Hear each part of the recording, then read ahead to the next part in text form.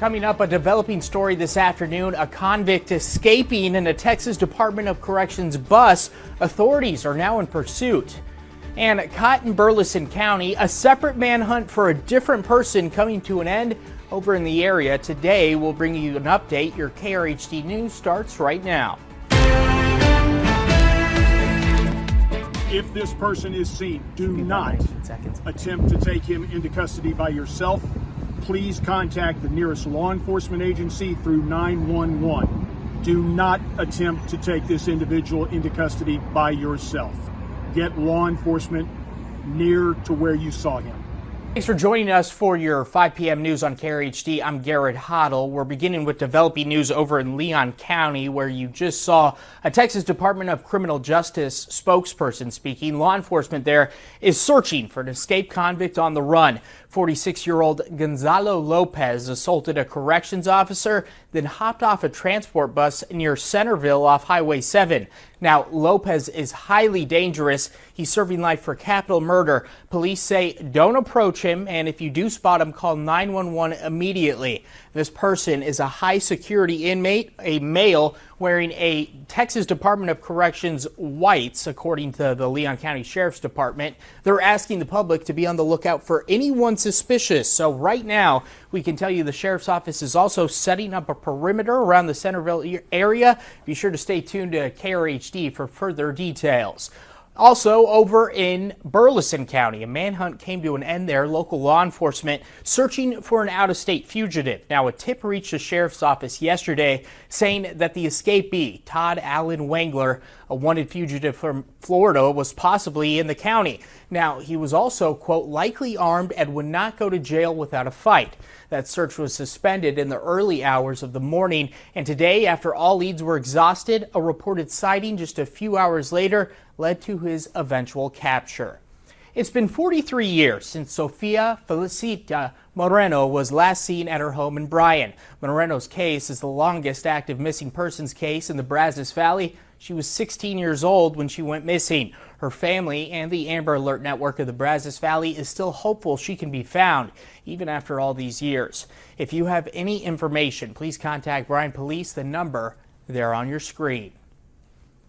Last week, Belton High student Joe Ramirez was stabbed in a violent incident on campus. Today, he was laid to rest in his memorial service held at the Crossroads Church over in Belton. 25 News reporter from our sister station, KXXV, Christina Davis, is there live with more on the funeral. Ramirez died after being stabbed at Belton High School a week ago. He loved his coaches that he had in life, Coach Cope, Coach Tia, his friend Itty, to his brother Josh, and to his sisters. Laugh and enjoy and remember him all the days of your life. The ceremony at Crossroads Church focused on the joy Joe brought to those who knew him in his 18 years. He could be a hard guy to wake up in the morning. Was not a morning person. So often his mom, after 2 or 3 attempts, as time was running out, would go in there to shake the bed, to wake him up, and she would leave and come back, and he would jump up to make it look like he was actually getting ready for school and fake putting on clothes when there were no clothes to put on, but he would try to make it. Clearly, Joe loved his family, and you loved him. The pastor giving simple reminders. So to the students here today, I want you to know that we hear you. We see you. You matter, you have value, and you are loved. Well, heads up drivers in College Station, you're going to want to be aware of a major intersection closing this weekend. The intersection at Wellborn Road and Holloman Drive is going to close starting at 5 p.m. on Sunday for a road elevation project. The closure is expected to last 6 weeks, and residents there should plan for traffic delays and detours during that time. Visit transport.tamu.edu for more detail. The Census Bureau conducted a survey saying homeschooling rates saw a 5.6% increase from pre-pandemic to fall of 2020. KRHD News reporter Brittany DeFran is explaining how a local homeschooling center is seeing that demand. In years past, according to the census, the homeschool enrollment remained at 3.3%, But since initiating the Household Pulse survey over a 16-week period, they tracked a new total of 11% by fall of 2020.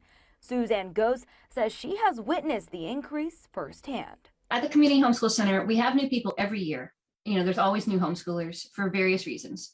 This year, the interesting thing was 1/3 of our new people were brand new to homeschooling. Viewing the world of remote learning was an eye-opener for many families. Now, new homeschooling families like Kimberly Ramsey say the opportunities for her son are endless. What's so neat is the kids can focus on more things that they're really interested in. And you can just see when they're interested in something and they love it, and they can kind of have a little bit more freedom. During the data collection of the survey conducted, the state of Texas witnessed a 7.8% increase of homeschool enrollment. Reporting Brittany DeFran, KRHD News. On Wednesday, a federal appeals court reinstated a Texas law prohibiting large social media companies from banning users over political opinions. Now, some politicians have been vocal about platforms like Twitter having what they say is an anti-conservative bias. This law, though, requires those platforms with over 50 million users to disclose why they remove content and suspend accounts. Critics are saying this bill is an attack on the First Amendment. No written opinion explaining this decision has been given out at this time. Also, certain Instagram filters are now being disabled for users in Texas. This comes after the Attorney General filed a lawsuit against Meta, Facebook's parent company, citing the company's alleged misuse of facial recognition technology. The lawsuit says filters using facial geometry break Texas facial recognition laws. The technology reportedly learns a user's face, and then it can tag a person without consent. The company maintains the technology is not facial recognition and it's not used to identify anyone. In continuing coverage, this is a story hitting right here in the Brazos Valley. Parents unable to feed their kids now turning to social media. KRHD reporter Rebecca Fiedler has been following the story from the very beginning on the baby formula shortage and is speaking with doctors on what may not be a safe idea for mothers. If you're a parent turning to social media for answers during this baby formula shortage, you may have seen posts about recipes for making baby formula at home or using substitutes like goat's milk. It can be difficult to know where to turn. Even as a breastfeeding mom, I have to watch what I eat so my child can function properly, because his little stomach just is not always able to handle what I eat. Moms like Denise Barney of College Station feel lucky that they're able to breastfeed their infants. But Barney says her heart goes out to parents who believe they need to resort to alternative food sources for their babies. While I do feel for these moms, and I know that desperate times, cause for desperate things, I just don't think it's very wise, and you can really do damage to your baby.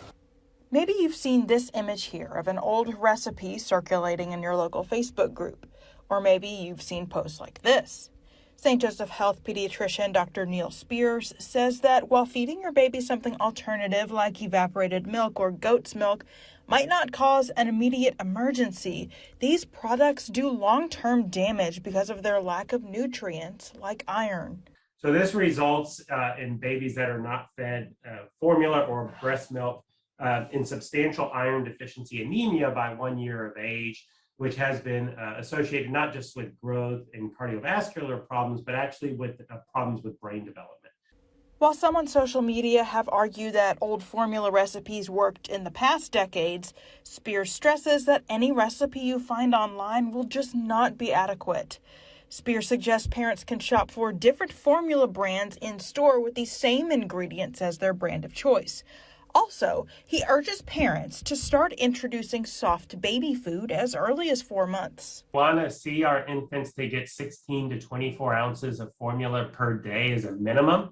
8 to 16 ounces is not a lot of formula. So yes, if your infant likes the spoon feeding and they're over 4 months, yes, back off on the formula and push that spoon feeding. Reporting in College Station, Rebecca Fiedler, KRHD News. On that note, Abbott Nutrition is finally giving a timeline for when baby formula from its closed Michigan plant will be back on store shelves. The company says the plant could be up and running again within the next few weeks. That's only if the FDA gives the okay. However, Abbott says it could take up to 10 weeks to get supply back to normal. It's a story positively Brazos Valley. It was history in motion today at one Bryan ISD elementary school as fourth grade students got dressed up as historical figures of Texas. Fourth graders at Sam Houston Elementary put on their annual Living Statues Day event this morning. Students, staff, and visitors all walking through the hallways learning about historical Texans as part of the fourth grade social studies project.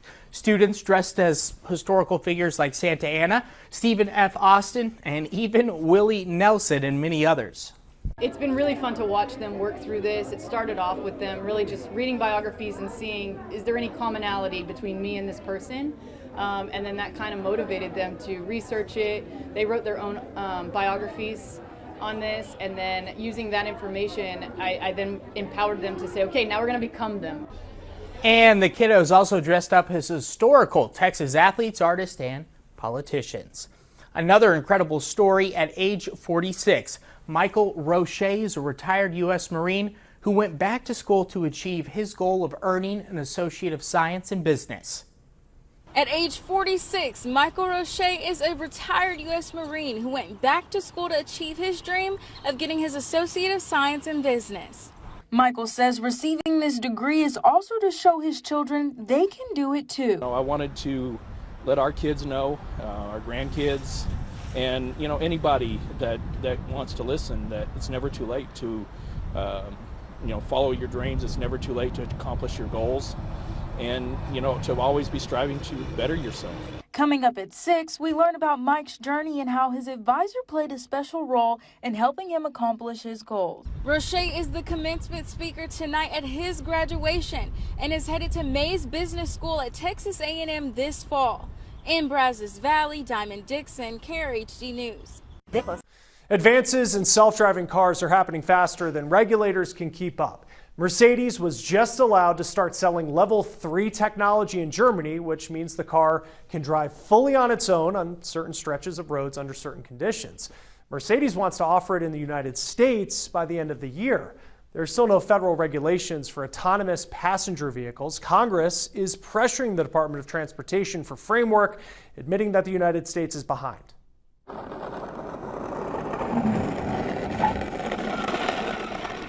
So what you're looking at here is an example of level 2 technology that is already on roads and being tested by safety groups like AAA, which provided us the video you're looking at here. Now, these active driving assistance systems, or semi-autonomous features, are designed to give drivers a break from always having their hands on the wheel, but they are still required to keep their eyes on the road.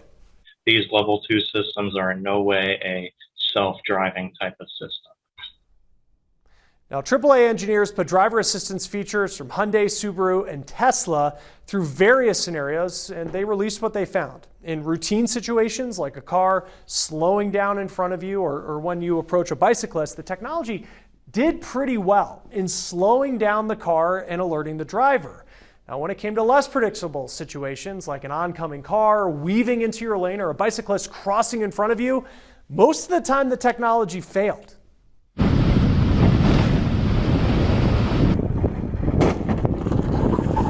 We were more or less just looking for some kind of very obvious alert to notify the driver that a potential collision was imminent. Yeah, you saw that collision with that biker. Now, the crash test results are shared with manufacturers so they can make improvements, but responsibility is still on the driver. Better and more robust driver monitoring systems should be integrated within these assistance features to make sure that drivers are not actively or passively misusing them. So in other words, a driver-facing front camera should be included with these level 2 systems. Driver surveys found that they want these current features improved over the development of fully self-driving cars. Malls used to love them, but let's face it, they've been going out of style, and now some are being repurposed as hospitals or even clinics. Ahead in our lineup, how this could mean getting a medical appointment within minutes instead of months.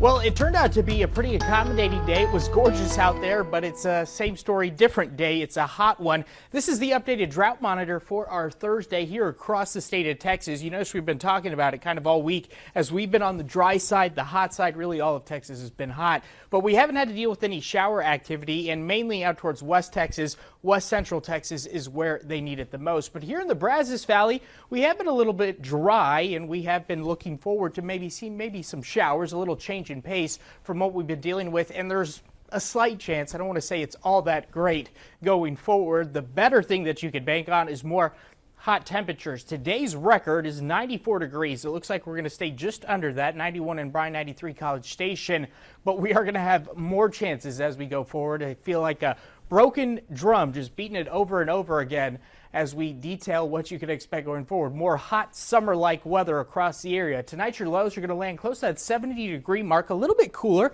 Some places should stay under 70 degrees, so that's a little bit of a change in pace. But then tomorrow, once again, highs close to 90 degrees. It's going to be on the hot side of things. When we look at our future track, you'll notice there's a little bit of a chance to see some cloud cover roll in, like always. But the shower chance, that's something that we're taking a close look at going forward. At the moment, it looks like any possibility is going to stay just north of us. But of course, we're going to keep our eyes on that going forward and keep you updated. Here's a look at your 10-day forecast, laying out what to expect across the area as we go forward in the Brazos Valley. High temperature, 95 degrees for our Friday, 71 overnight. South winds cranking up anywhere from about 10 to 15 miles per hour. You notice as we go into next week, it's even hotter. Monday's high, 98 degrees, 96 for Tuesday. Wednesday, we stay in the mid-90s, and then Thursday, 99 degrees. A record number of people are still quitting their jobs. 4.5 million Americans did it in March alone. That's 3% of the total workforce. But job switch regret is a real thing that's happening right now. People moved too fast. They were prioritizing the wrong perks and the wrong benefits. And the challenge of being remote and the remote hiring process, folks just did not get a chance to ask all the right questions or really get those culture cues to let them know this is a good place for me. Now, Andrew McCaskill with LinkedIn says if you are thinking about leaving your current job, consider talking with your manager first, obviously, but you may be surprised about how much they'll be willing to work with you to find a different opportunity within the company. A growing number of people who quit are even going back to their old jobs now. These people are called boomerangs, and they accounted for 4.5% of all new hires among companies on LinkedIn last year, which is up from 2019 when it was 3.9%. Part of it was during the pandemic, it was harder to sink roots into a company. I missed some of the colleagues and the confidence that I could do important work and add value and have impact was the most important thing. Jim Klimas worked in HR at Adobe, but he left in 2020 for a new job. Last year, he went back to Adobe after just a year and a half. Now, the average time that Americans boomerang is also going down, going from 22 months to 17 months, according to LinkedIn. Historically, boomeranging has been looked at as a negative thing, but that's not the case right now with how tight the job market is and how employees have more of a voice than maybe they've ever had before. I think it's the first time we've seen employers really welcoming that trend as well to say, we'd love to have you back here. Your old job may be filled now, but there still may be opportunities inside the enterprise for you to come back to the company and take all of the skills that you used to have and the things that you've learned since and have a really high impact. Now, McCaskill says if you stay at a company a short period of time, make sure you have a thought out answer because you're going to be asked about that in your next interview. And he says you should really just be honest if it wasn't a good fit for you, or maybe it wasn't what you thought it was going to be. Your future employer should respect that honesty, they say, but also make sure that anytime you are leaving a company, you do it on the best terms possible. Now, some tenants are facing sticker shock, and they're now looking for innovative solutions to confront rising rents. Tomorrow, why even places that have rent control aren't immune to rent increases. World News Tonight is just ahead, and we'll be right back here in 30 minutes for Krhd News at 6. Until then, stick around.